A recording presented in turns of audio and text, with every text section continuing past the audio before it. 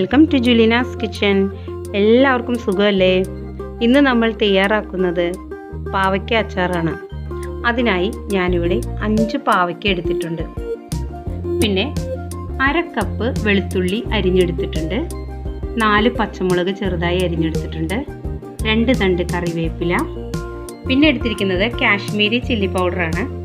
അത് 3 table spoon എടുത്തിട്ടുണ്ട്. അതിന് എരിവ് കുറവാണെന്ന് എല്ലാവർക്കും അറിയാമല്ലോ, കളറാണുള്ളത്. പച്ചമുളക് നമ്മൾ എരിവുള്ളതാണ് എടുത്തിരിക്കുന്നത്. പിന്നെ 1/2 ടീസ്പൂൺ മഞ്ഞൾപ്പൊടി, 1/4 ടീസ്പൂൺ ഉലുവപ്പൊടി വറുത്ത് പൊടിച്ചതാട്ടോ. ആവശ്യത്തിന് ഉപ്പ്, 1/2 ടീസ്പൂൺ കടുക്, കായപ്പൊടി നമുക്ക് 1/2 ടീസ്പൂൺ മതി. പിന്നെ എണ്ണ ആവശ്യത്തിന്. പിന്നെ ഞാൻ എടുത്തിരുന്നത് വിനീഗറാണ്. ഇനി നമുക്ക് പാവയ്ക്ക ഓരോന്നായി അരിഞ്ഞെടുക്കാം. ആദ്യം ഇതിൻ്റെ 2 അറ്റവും കളയാം. പിന്നെ ഇത് നീളത്തിൽ മുറിച്ച്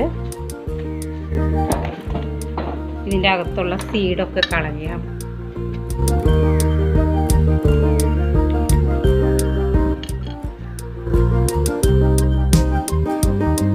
ഇനി നമുക്കിത് ഇങ്ങനെ ചെറുതായി അരിഞ്ഞെടുക്കാം.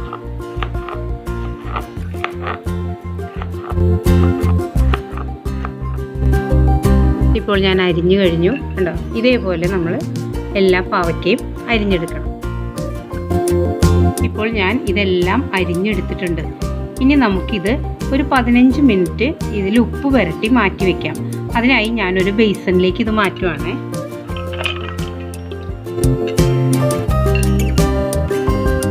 ഇതിലേക്ക് ഉപ്പിട്ട് കൊടുക്കും. ഇനി നമുക്ക് കൈ കൊണ്ട് ഇത് നന്നായി ഒന്ന് തിരുമ്മി വയ്ക്കാം.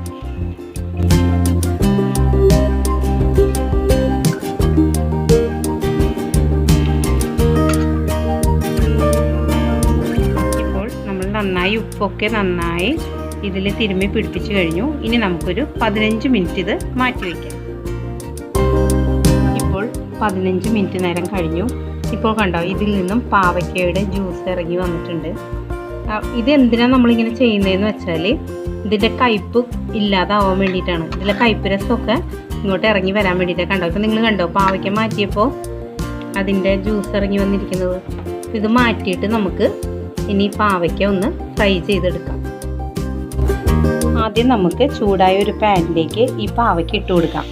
കാരണം ഇതിൽ കുറച്ച് ജലാംശം ഉണ്ടല്ലോ, അത് ആദ്യം തന്നെ നമുക്കൊന്ന് ഇതിനകത്തിട്ട് ചൂട് കയറ്റി മാറ്റിയെടുക്കാം. അതിനുശേഷം നമുക്ക് ഓയിൽ ഒഴിക്കാം.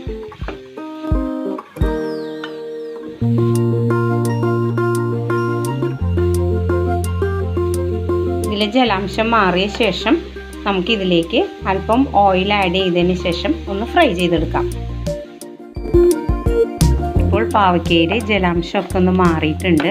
ഇനി നമുക്ക് അതിൻ്റെ നടുക്ക് അല്പം ഓയിൽ ഒഴിച്ചു കൊടുക്കാം. എന്നിട്ട് ഇതൊന്ന് ചെറുതായി ഫ്രൈ ചെയ്തെടുക്കാം. നിങ്ങൾക്ക് എന്ത് ഓയിൽ വേണമെങ്കിലും ഉപയോഗിക്കാം കേട്ടോ. വെജിറ്റബിൾ ഓയിൽ വേണമെങ്കിൽ ഉപയോഗിക്കാം, വെളിച്ചെണ്ണ വേണമെങ്കിൽ ഉപയോഗിക്കാം. പക്ഷെ നമ്മൾ അച്ചാർ തയ്യാറാക്കുന്നത് നല്ലെണ്ണയിലാട്ടോ. ഇത് ജസ്റ്റ് ഒന്ന് ഫ്രൈ ചെയ്തെടുക്കാൻ വേണ്ടി ഒഴിച്ചതാണ്. ഇപ്പോൾ പാവയ്ക്ക ഫ്രൈ ആയി വന്നിട്ടുണ്ട്. ഇത്രയും ഫ്രൈ ആയാൽ മതി കേട്ടോ. ഇനി നമുക്കിത് മറ്റൊരു പ്ലേറ്റിലേക്ക് മാറ്റാം.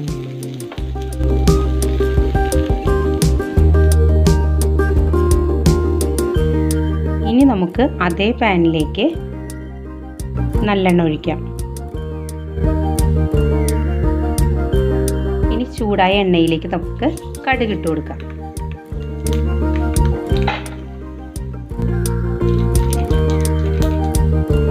ഇതൊക്കെ പൊട്ടിക്കഴിഞ്ഞു. ഇനി നമുക്കതിലേക്ക് വേപ്പില ഇടാം.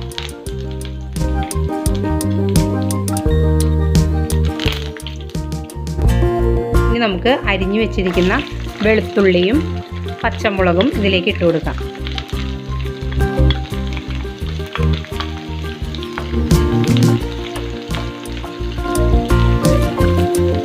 എപ്പോഴും അച്ചാർ ഉണ്ടാക്കുമ്പോൾ നല്ലെണ്ണ ഉപയോഗിക്കണം കേട്ടോ.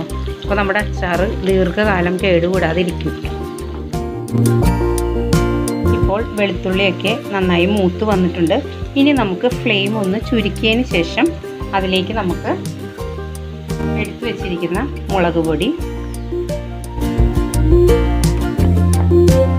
മഞ്ഞൾപ്പൊടി, ഉലുവാപ്പൊടി, കായത്തിൻ്റെ പൊടി, ഇതെല്ലാം കൂടെ നന്നായി ഒന്ന് മിക്സ് ചെയ്യാം. ലോ ഫ്ലെയിമിൽ വെക്കാൻ ശ്രദ്ധിക്കണം കേട്ടോ എപ്പോഴും, ഈ പൊടികളൊക്കെ കരിഞ്ഞു പോവും. ഇപ്പോൾ പൊടികളൊക്കെ നന്നായി മൂത്ത് വന്നിട്ടുണ്ട്. ഇനി നമുക്ക് ഇതിലേക്ക് വിനീഗർ ആഡ് ചെയ്യാം.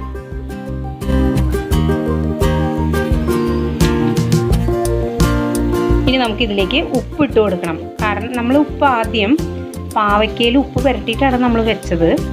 അപ്പോൾ നമ്മൾ എന്താ ചെയ്യേണ്ടതെന്ന് വെച്ചാൽ അല്പം ഉപ്പിട്ടതിന് ശേഷം നോക്കാം. പാവയ്ക്കയും കൂടെ മിക്സ് ചെയ്തതിന് ശേഷം വീണ്ടും ഉപ്പ് ആവശ്യമുണ്ടെങ്കിൽ ഇട്ട് കൊടുക്കാം.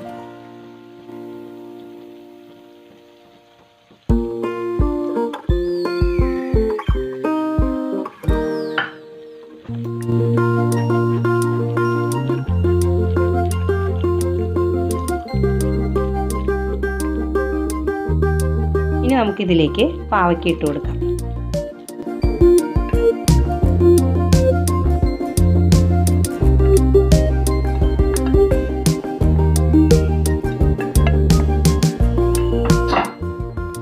ഇനി ഇത് നന്നായി ഒന്ന് മിക്സ് ചെയ്ത് കൊടുക്കാം.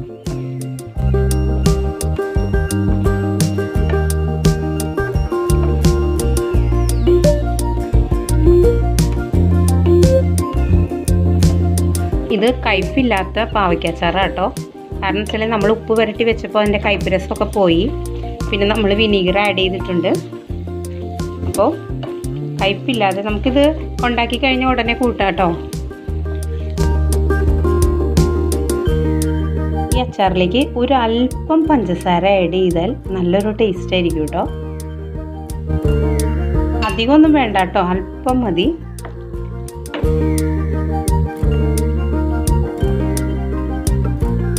ഇനി അധികം നേരം നമ്മളിങ്ങനെ വേവിക്കേണ്ട ആവശ്യമില്ല. കാരണം ഫ്രൈ ചെയ്തെടുത്ത പാവയ്ക്കയാണ്. പൊടികളെല്ലാം നമ്മൾ മൂപ്പിച്ചെടുത്തതാണ്. ഇനി നമുക്ക് ഫ്ലെയിം ഓഫ് ചെയ്യാം. അങ്ങനെ കിടിലൻ പാവയ്ക്ക അച്ചാർ ഇവിടെ റെഡി ആയിട്ടോ. നിങ്ങളെല്ലാവരും ഇത് ട്രൈ ചെയ്ത് നോക്കണേ. കയ്പില്ലാത്തൊരു അച്ചാറാണേ. നമുക്കിതിൻ്റെ ഉപ്പൊന്ന് നോക്കാം. ഉപ്പ് നമ്മൾ 2 പ്രാവശ്യം ഇട്ടു. എങ്ങനെയുണ്ടെന്ന് ഞാൻ നോക്കട്ടെ. ഉപ്പ് കറക്റ്റാട്ടോ. അപ്പോൾ നമ്മുടെ പാവയ്ക്ക അച്ചാർ റെഡി ആയിട്ടോ. ഇനി നമുക്ക് ഈ അച്ചാർ തണുക്കാനായി മാറ്റി വെക്കാം. തണുത്തതിന് ശേഷം ഒരു ബൗളിലോ അല്ലെങ്കിൽ ഒരു കുപ്പിയിലോ ആക്കി സൂക്ഷിച്ച് വയ്ക്കാം. ഇപ്പോൾ അച്ചാർ നന്നായി തണുത്തിട്ടുണ്ട്. ഇനി നമുക്കിതൊരു സെർവിങ് ബൗളിലേക്ക് മാറ്റാം.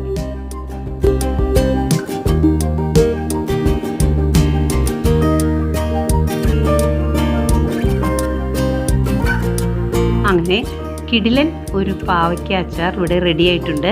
ഇതിൻ്റെ ഒരു പ്രത്യേകത എന്താണെന്ന് വെച്ചാൽ ഉണ്ടാക്കിയാൽ ഉടൻ തന്നെ നമുക്കിത് കഴിക്കാം. കയ്പൊന്നുമില്ല, കയ്പില്ലാത്ത അച്ചാറാണ്. ഞാനിവിടെ സ്ഥിരം ഉണ്ടാക്കുന്നതാണ്. എൻ്റെ കുട്ടികൾക്കൊക്കെ വളരെ ഇഷ്ടമാണ്. അപ്പോൾ നിങ്ങളിത് ട്രൈ ചെയ്ത് നോക്കണം. അപ്പോൾ നമുക്ക് മറ്റൊരു റെസിപ്പിയുമായി വീണ്ടും കാണാം. Thanks for watching.